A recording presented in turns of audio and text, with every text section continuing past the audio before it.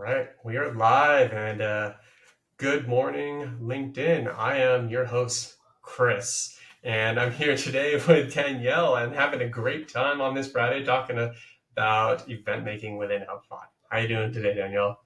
I'm doing great. It is so fun to have new Chris with me I know. today. I mean, like guy, beard, blue shirt for the most of the time. Close enough, right? So it's all the AI same. AI would say you're the same person. Yeah. I mean, we did talk about me putting on a mask of him yesterday, so I can understand why that would work out well. Yeah, some Zoom So filters next time. I know, right? I should have taken your advice on that, but hey, we live and learn. So, but yeah, today, really excited to be talking about custom events. So, before we kind of start diving into everything, what it is, like, why don't we just give a quick definition? Like, for you, how does that apply when you use it? Yeah, so this has been somewhat new for me. Most of my clients have been on pro level HubSpot subscriptions, and you need enterprise to get into custom events. And enterprise is like unlocking this magical box Oh of yeah, it's Pandora's you can do box. so many things. Yeah. Yeah, and most of those things are very open ended, which is really Mhm. cool. So I feel like pro is like you get the thing, you get workflows. You can do a lot with workflows when you go Yep. from starter to pro. But when you up level to enterprise, it's like you just create things. Literally, you have custom objects, you have Yeah. custom events. And so I've been working on this project for a while now where we're actually using Segment to push Ooh. custom event completions. Yep. So my client has basically their product is their website. They Yep. have a huge library of resources, and they want to know who's interacting with those resources in what ways. And so we went back and forth on like, do we actually need Segment in the mix on this? They've got a couple other destinations that they want to send these events to, but I've been part of the conversation just to help them get the custom events mapped into HubSpot and Amazing. being able to track that. And then we're almost done with like the technical implementation of like getting the events to push to HubSpot. Yep. It shouldn't be that difficult, but when you've got, web dev to hand off to the Segment professional services to Right. hand off to the HubSpot person, it's sort of taken a while to get through all those steps. But now that we're there, I'm really excited to work with their team to sort of coach them through ways to operationalize that and say, Yeah. like, here are all the different places where you can plug in custom events. So I think today I've got our dev environment set up on my screen so I Super can cool. share and walk through the different types of custom events, and then we can have a nice little conversation about how you might want to use those different things. Yeah, that sounds awesome. And I love kind of seeing these examples of practice because honestly, custom events can mean something different to everyone. And if you're not in HubSpot and using these tools all the time, you're thinking custom events, oh yeah, so I can, schedule a LinkedIn live or some kind of like a literal event, not necessarily a trigger action as well as custom properties that can quite literally make the world your oyster. And so it's really cool, and I love working with enterprise because of this exact reason. Because to your point, you go you go from pretty much having a you can only build with this fully assembled castle to now you have stencils of castles to you have an entire sandbox. Go nuts! Like as you kind of go Yeah. through the HubSpot tiers, which is super cool. Yeah, you're handed a 3D printer. Oh yeah, it's great. I have one in the garage. I can go get it. I've got two downstairs. Oh, But jealous. anyway, so getting into custom events, let's talk first about what they are. Oh yeah. When you've got enterprise, the way to get to them is a little roundabout. They're in this data management part of Hmm. the new navigation, Yep. and then you click into custom events. This is a dev environment, so there's nothing set up in here, but that is great for us to just kind of talk through. So you have all these. Ooh, webhooks is brand new to me. That's That's brand new. That exciting. wasn't yet there yesterday. Yeah, I haven't seen that yet. I don't know what that is. Maybe I'll Okay. have to click on that and play with it. But Yeah. generally, before I opened this today, Competing with um, Zapier, I wonder? yeah. Oh, that might actually change that might change some projects for me. But Ooh, anyway, cool. Yeah. the way that my client has been using this to use these custom event completions as like an endpoint, as a destination for Segment, we've been doing Hmm. it through this send via API. Hmm. So they're only coding on their website the events to fire in Segment, and then Segment's handling pushing it back through. Hmm. Shout out to Cal over at Segment. He's been an absolute godsend. If you or at Human Hmm. 37, which is who we got referred over to from Segment, but Awesome. Cal at Human 37 is one of my favorite people in the world lately. Um, so he's really helped out with figuring out those destinations from Segment into HubSpot. But via API, you can send from Segment, you can send directly from your website. Like, depending on how you have things structured, that's just sort of your open-ended way of getting into these custom event completions. Then there's JavaScript, which is like you put your HubSpot JavaScript into the thing on your website to define where those events should be. So instead of defining them to fire in Segment, you would define them to fire straight into HubSpot and skip that API endpoint. If you don't want to deal with web dev and you've got a scrappy marketing team, as most people I know do, then you've got this visualizer where it's sort of, let's go through that actually. The visualizer is actually a good place to start. Yeah, I don't know if this is going to work because my website isn't connected here, but let's try. I don't think it matters. You should be able to enter any kind of website and it works. Yeah. All right, so that opened up my website. And now if I want to figure out which thing people are clicking on, like let's say I want to know exactly how many people are clicking on contact in the top level nav, then I can use, it says mismatched HubSpot account ID in my other tab. But if I were to have this working and actually have the domain mapped into this HubSpot account, then I'd be able to just select this. And HubSpot will automatically figure out what on the back end indicates that that is the thing that they're clicking on each time. Yep. And it's really cool. It maps all of that directly into the system right here, so you can track it in the future too. Like that's the whole point of building these events. Yeah. But let's do import spreadsheet just so that we can move on to the next step. Yep. We can say this is custom event 1 for testing. We can make a description. We'll pretend like it's clicking on that contact button just to give us some structure here. You can make it whatever you want, but ultimately, again, you guys know, everyone we're talking to, like, use good descriptions, use good event names. Like, you want to know what these are and what they do, because otherwise it's so easy for it to get lost.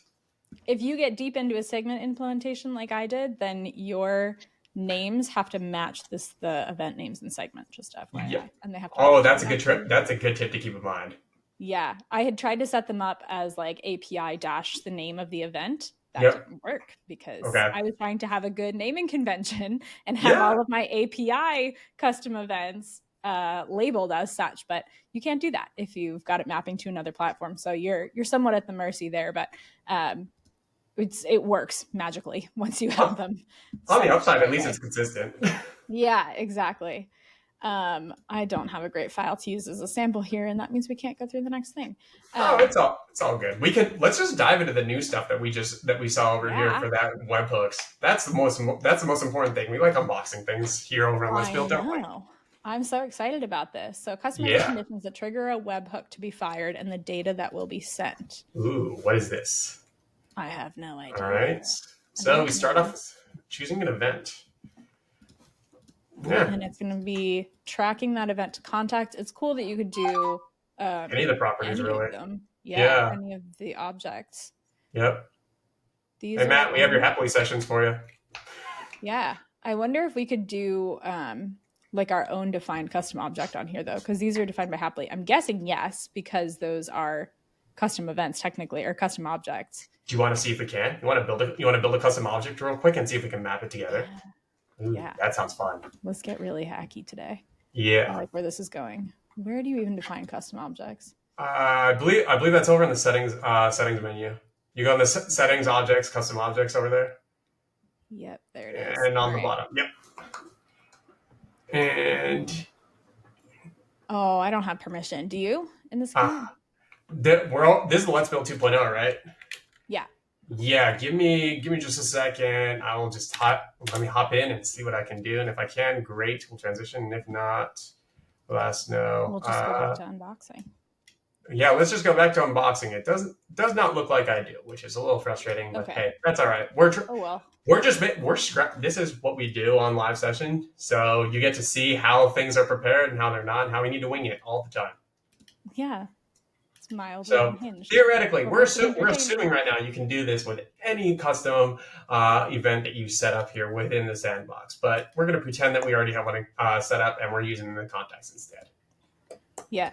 Okay. So send a test event to connect to your webhook. Go to the webhook settings page in the third-party app. that you want to integrate with. This is huge because Yeah. this means this is like, I work mostly with SaaS clients. When you have like product led growth in SaaS and you're Mm-hmm. trying to send those events to multiple places and you don't want to pay for something like Segment to sit in the middle, you just set up that webhook on whatever it is in your product that you want to Mm-hmm. send that event for. And you might also have product usage platforms in the mix, like Pendo or Mm-hmm. whatever the other ones are, that potentially are even sending some of this already or catching some of this already. So there Yeah. might be architecture, depending on how advanced your SaaS development is, where you already have these webhooks and you just have to point them to the right place. Right, and not even that. Well, not only that, but even if you have something like that in place, and say you have maybe built out a dozen or so, the nice thing about this is you're able to very specifically say, ignore all the rest of them. This is specifically the event I want to log. We don't care about anything else, which can be extremely helpful. Yeah, definitely. I think if we can get through some of these next steps, then we can see how you can use custom events in the journey reports, Oh which yeah. is another one of those magical enterprise features. So if you want to see in like your product adoption and you've got these key events that are indicated as, mile markers for their onboarding journey, Mm-hmm. or like usage indicators for number of logins or something like that, then you can start to see how many times that has happened over time and how that contact or those contacts that are in that onboarding stage are Cool. moving through those events that you've defined. So it is super cool as soon as you get data moving into these pieces. Oh yeah. That sounds that sounds amazing. I'm really excited to see what that looks like. Uh, Yeah. okay, so setting a test event looks like we need to plug this into insert third party app name here. So, uh, what do we feel? Do you have one quickly accessible, or should we go dig for one? No, I'm trying to think. Here, I've got a webhook tester tool I just Googled. Oh yeah, Let's see. Oh, that's a catcher. Test your webhook URL, maybe. yep. Further proof that we're being scrappy and inventing this on the fly. We're literally Googling how can we test a webhook just to make something work, and we're gonna give it a shot. Yep. All right, cool. This is the webhook.site. Out of curiosity. No, I ended up on a different one. Oh Test your no. webhook URL. And it's not feeling very positive. But let's try webhook.site. It's just called webhook.site. So I'll send that over to you, and then we can kind of play with that from there. Again, theoretically it'll work, but if it doesn't, it doesn't. This looks like it's catching instead of sending, though. That's the thing about webhooks. They're super cool because you can define Mm-hmm. when it fires, which is great. It's also really helpful because Zapier does a lot with webhooks. I Yep. think I can send and receive, and so you Yep. can You start to can. connect pieces together. No code, as everybody likes to do these days. It makes it really accessible for everybody. But there's the platform that's sending the webhook, and then there's a platform that's receiving it. For a while, I know HubSpot was building out webhooks. You can create your private app to send webhooks, but that's Mm-hmm. still just kind of a broadcast. You need something to catch it on the other side. And there wasn't a great place to catch incoming webhooks. So Mm-hmm. this is why this is huge. This is why it's so Mm-hmm. exciting. Oh yeah. Yeah, and to answer your question, it looks like this tool looks like we would need to pay to basically send and receive, but otherwise it's just gonna be looking at sending it. Yeah. Well, let's see if we can just make it do something with Zapier. Yeah, make it work. Also worst case scenario, we can always spin up a private app within HubSpot and you know cheat the system as it were. We could do that. We could. Actually, Maybe. I'm thinking this is super cool and I want to test it more. If you want to keep hacking away and see if you can find a way to push a webhook in, we'll come back to that. But I'm going yeah, to let's go do that. ahead and create a send via API because that will at least get us to the next step where we can show off all the properties that are created and how Go to for it. add some custom properties. Yeah, go for it. You can dive into that. I'll throw over in the dev portal and I'll see if I can throw something together for playing some for what we're doing here. So have some fun. Awesome. Thank you. Okay. Amazing.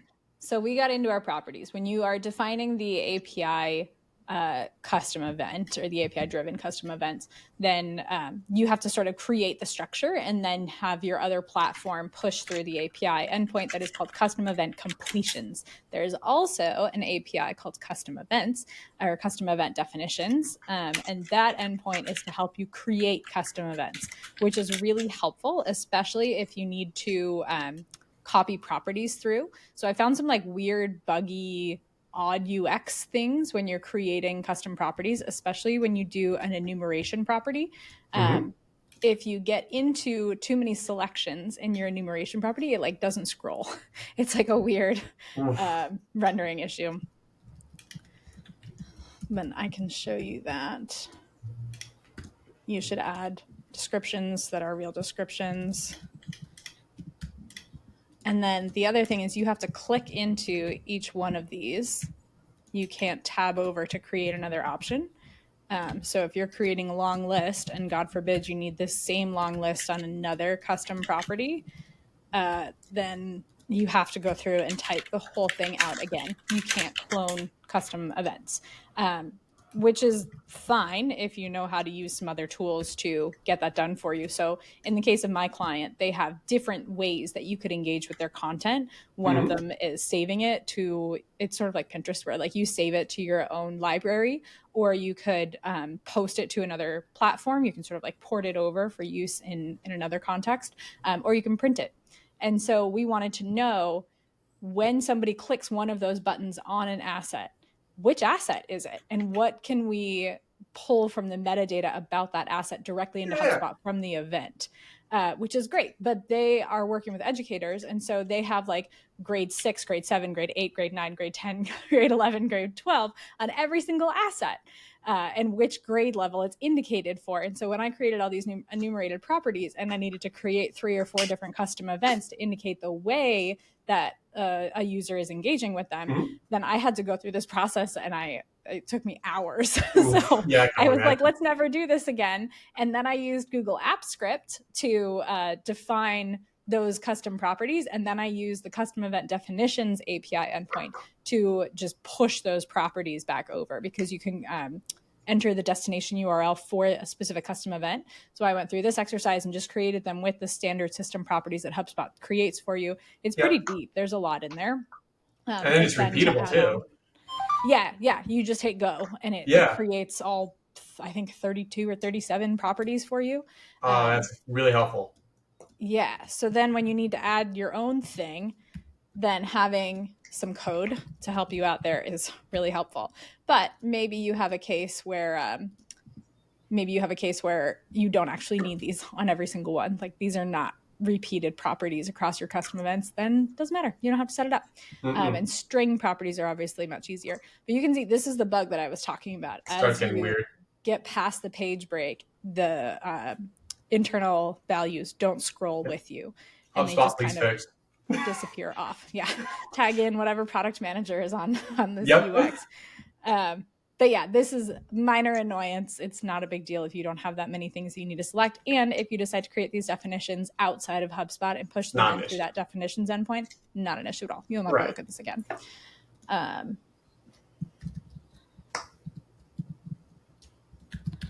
But we'll just finish creating that. And we have something in play. Oh, sweet. That's exciting. So we'll go back to webhooks. But you can see that you've got lots of options to set up in here. The default event properties, they've got this mapped out. I could open another tab, but it grabs URL, it grabs creation, time, date. So then you've got a lot to work with out of the box. And that might be then you just remove what you don't need instead of having to build from scratch. Right. Yeah. I'm not even sure if you can delete it, but it's fine because you've got more hide it, not delete it. It's just choosing what you're passing. Right. So then you've got your enumeration, you've got your tracking ID, and this is what you'll need to reference when you push in through the completions endpoint. So now you've got it there. You can start capturing everything. And you can see it's 32, the 32 default event properties. And then once it's created, when you click into it, it shows you all of the completions here and who the contact was identified to be as the user doing that event. But you can always get back into the event or the property info over here. You can edit things. You can't change internal values, just like with properties. Once your internal value is set, it's set forever, Mm-hmm. unless you delete it and create something else. But And this is don't do that all unless you one absolutely block, have to and you have fail safes. That's right? Set it up once. Don't please. change that later. But yeah, you've got a lot to work with out of the box. And then you can go into analyze completions over time. You get some great little charts here. And then, like we talked about, we can use them in the journey reporting. But I want to go back to these webhooks. Yeah.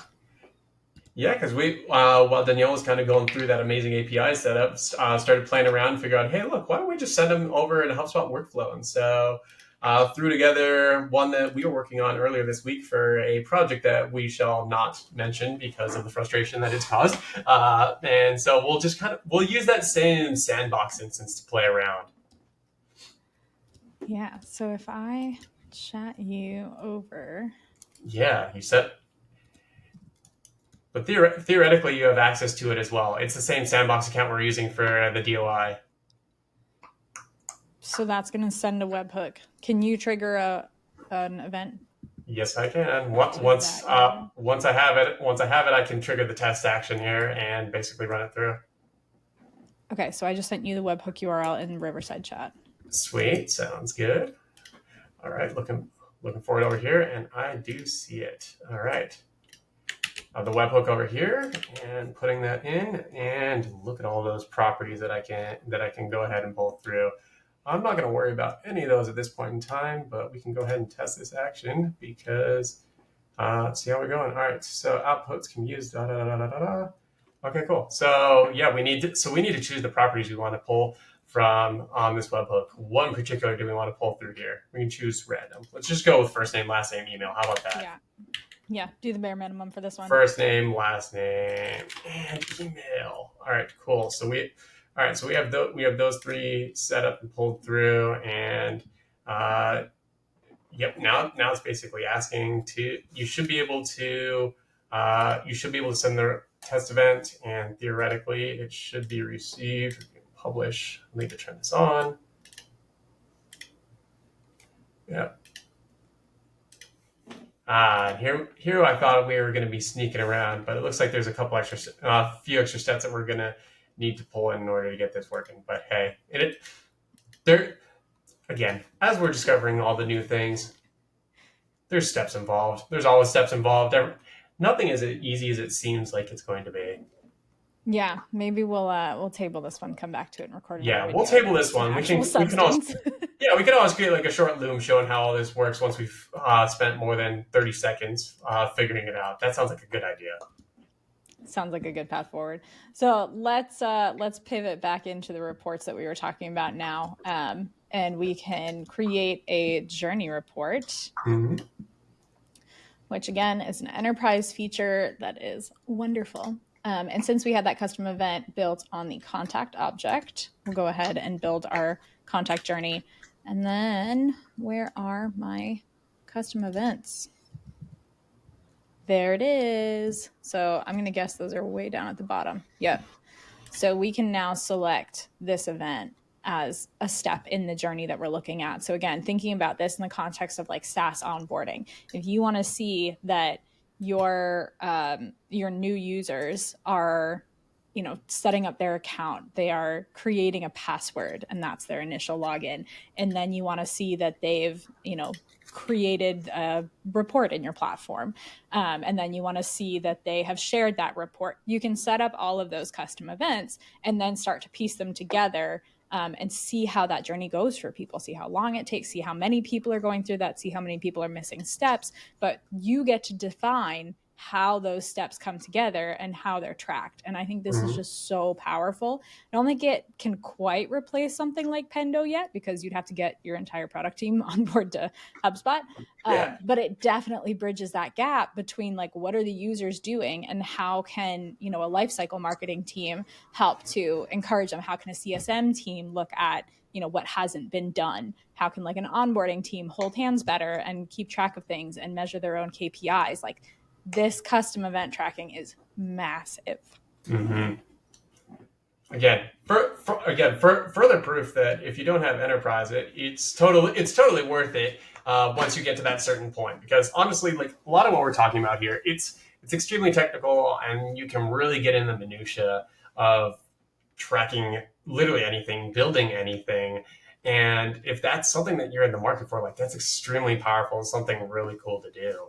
And now, but that's not always necessarily going to be the case. And so that's where I'm kind of curious about, of just like, hey Danielle, maybe we can kind of play around with, hey, I don't have enterprise. How can I makeshift a insert a custom event synonym here in order to kind of make it work at, maybe a pro or a starter level? Because I'd be Yeah. curious to kind of go through that experience just to, find an intermediary step. And so maybe we can talk about that a little bit too. Yeah, so I've done that so many times. I have, like I said, a lot of my clients were originally coming to me as pro. Many of them have upgraded now because they've sort of realized those pain points and how much it can be solved. Oh They yeah, can have me hack something together, but I always warn them, the maintenance of this over time is going to be a lot. exactly. And like Every update it things gets will harder. break. Yeah, and like things change, things will break. HubSpot makes an update. Like there's just a lot you need to keep track of if you're going to build those solutions, but it makes a lot of sense for some people. So I had a Mm-hmm. client a while ago who was creating a new platform. They wanted to track their onboarding, and we really needed to know some indication that they were coming onto the platform and did something happen. And so we had that pushing into properties. So we had last login date pushing back through. I think there was some like Boolean or check boxes for like, Mm-hmm. did this event happen? And so they were building their platform to send those signals into properties on the pro level, which Mm-hmm. works. But when you really want to analyze over the course of a journey, or if you want to, use that to segment your audiences for who did the thing or didn't do the thing, it gets That's a little enterprise. messy. Yeah, And they, it in gets their super case, messy. sorry, go ahead. No, you're fine. Go ahead. I was going to say, in their case, they wanted to create their sort of primary onboarding nurture, and so they wanted to know, if you haven't logged in 7 days, we want to send you an email and say, make sure you do this or come back and try this. And they wanted to sort of push people through that very specific journey. Custom events would have been a dream come true for them. Like, it So would have much made their lives easier. so much easier. Yeah. But they were a bootstrapping startup. I don't Mm-hmm. think they even had investment at that point. They were trying to see if they could secure some more investment. It is an incredible platform. And I love seeing what the team has been able to accomplish over time as they build out Mm-hmm. and find some new interested parties. But to get that initial nurture set up, it was like, well, what do we need to know as an absolute baseline? And then it was Mm-hmm. getting their engineering team to code something that would push back through the like HubSpot contacts API to Mm-hmm. update a property. And it works, it's fine. But when you really want to zoom out and see how many times did they create a report or how many times did they log in, It's a you don't manual have that. process. Yeah, Yeah. you just don't It's get a that. manual process at best in order to get that, because once you Yeah. start going there at the pro level, you're creating a bunch of different custom properties where in custom events, you can basically track this once versus if you're doing it at a pro level, you can create a custom property. Did user log in checkbox, yes or no? How many times? You set a calculated property that Yeah. just up checks. You run all of that through an automated workflow and have the workflow basically assign those properties into an active list, and you can do everything that we're talking about here. Yeah. But even as you're hearing it, like think of how many more steps that is compared to let's just set up the custom event and it's done. Yeah. And how many different points could break down in that process? Like, Right. if you forget to toggle on re-enrollment for your workflow that's counting up each time they log in, it's going to mess everything up. And you Mm-hmm. might not realize that until a month in, when you've already been doing your segmentation on your nurture and you You just have realize, angry people saying, I've already logged in. What the heck? yeah, exactly. Like, I just logged in yesterday. Then you have to go back to your engineering team. And so getting this set up once, potentially even in a no code implementation, it Mm-hmm. just makes it so much easier to bridge that gap between lifecycle marketing, CSMs, Mm-hmm. onboarding, sales, even if they're upselling. Exactly. Like, there's so much potential in just having it easy. Oh yeah. No, yeah, and it's super cool to be able to do that. And honestly, that's why I'm so curious about that new webhooks feature, because again, there's everything up until the point was it's a lot of being able to exchange this information, but that information also needs to exist within HubSpot already. And that's what that new feature that's already out, it's just like that now pops the lid off of that. And now it's like, what potential does that have? Because you can start like webhooks, you can almost literally plug in anything and track this data across whatever system you want to track.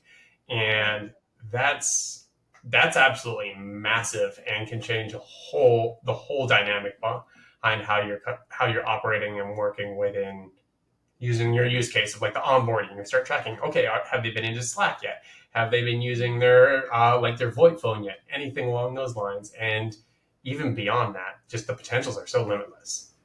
Yeah, I know. I'm curious where you see webhooks being used over the other four options that are already there, because you've got JavaScript where you just drop Mm-hmm. the code into your website. You've got API where you can define some other platform to push it into that endpoint, but obviously requires devs to help you with that if you don't have Mm-hmm. a technical marketer.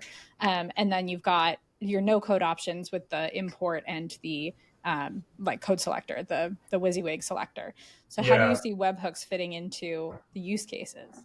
So the webhooks, I think, is more for the folks who just want to have all the data and figure out what they want later, because everything about what we described before, for like the JavaScript setup, you're very much defining, here's what I want to get and here's where I want it to go. Mhm. Same thing within HubSpot. You're kind of using the no code version. You're looking at what exists and you're mapping property to property. Versus when you're on the webhook, I see that probably almost being more like a sandbox, in that you don't really know what you don't know. And so you're just like, I just want all of it. Just give it all to me. And then I can decide what I want to track or what I don't want to track here in the future. Because that becomes one of the biggest cruxes for us a lot of the time, is that we start focusing on, I want to accomplish step one. And you're so focused on step one that you don't even realize that, hey, step B actually can give you step one and another few steps that you hadn't even considered. Yeah. Yeah, I definitely want to play with it some more because it looked like that next step that we couldn't quite get a test working into was mapping. Yeah. And so it gives you a place. So my background is I went to business school, I studied marketing. I've Yeah. learned a lot of code over time, especially in JavaScript, trying to just make things work. You just Right. need to figure it You out. just need to figure out JavaScript. If you use Yeah, HubSpot, you basically no makes your life easier. HTML, CSS, JavaScript. That's all you really need. Yeah. And then I had to pretend to know Python this week, which I do not. Yep. But at least there's AI that can help us Yep. out with these things now. Yep. And you helped me out with Node even. So like really Yeah. trying to diversify here. React is on my list to learn next. But anyway, when you don't have that background and you have to figure it out, Mm-hmm. it makes it a lot easier to just see everything in front of you. Mm-hmm. And that was something I really struggled with in learning JavaScript. I'm like, well, where can I see it? Where can I see what's coming through? And thankfully I've got some applications on my laptop now where I can parse through it. But Mm-hmm. if you don't even know to go looking for that, then you're just kind of operating this vacuum where you have no idea where to go next. And so Mm-hmm. getting that webhook allows you to like test it almost like it Mm-hmm. comes in, you see it, you connect the dots together like you do with a HubSpot import. And all of Mm-hmm. a sudden now you've got this thing that you can connect to any other platform that's sending information out. So Yep. it's really, you're at the limitation of what will send a webhook. Right. And we've talked a lot about Zapier. I know Make is out there too. And you can get those things to send a webhook. Yeah, it's huge. Yeah. And the power of that, just like speaking of that import aspect, is just like, if you're working with a database, like your internal SQL database, and that's where you're kind of managing the webhook and all that data transference. Think of how many fewer times, I can tell you, it's completely fewer times you would have to do once you set up the webhook. You no longer need to do that export import on that daily, weekly, monthly cadence. It's now just there. It's populating that data and updating it real time, which is extremely powerful within your system and can provide so much value to your organization when you get to the point of wanting to do that. Yeah, definitely. It's really So, exciting. but yeah, so we're really excited about all these new features coming into the custom events, and we definitely appreciate you coming in to tune in live. Thank you so much, Danielle, for the conversation today. This was really fun, and even though we had to kind of wing it We through a were a little little all bit. over the place. It's way more fun that way anyway. Yeah, So, that was a but good yeah, time. And other than thank you, that, Chris. Yeah, hey, I just got to grow out the beard a little bit longer, shave my head. I'll be there, and we're all good. Perfect. But for everyone else there, thanks for tuning in. Definitely appreciate it. Have a fantastic weekend, and we'll be back Monday. And till then, keep building. Take care.